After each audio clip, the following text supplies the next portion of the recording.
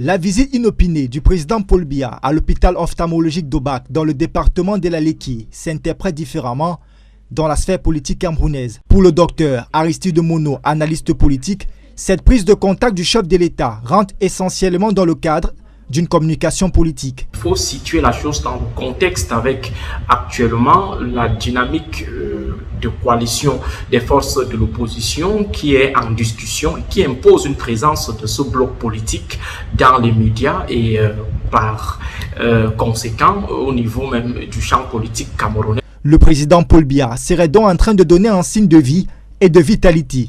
Ceci au lendemain de l'annonce de vraies fausses candidatures de certains de ses camarades politiques à la présidentielle de 2025. Dès que le président de la République a trouvé bon de faire une sortie pour marquer d'une empreinte assez indélébile ses capacités à pouvoir tenir en 2025 et mettre en déroute comme ça toutes les prétentions qui sont nourries ça et là ou qui sont attribuées à certains de ses camarades du parti. Pour le docteur Aristide Mono, on peut aussi observer que l'hôpital en question créé par Africa Eye Foundation en 2016 n'est pas une institution à capitaux publics.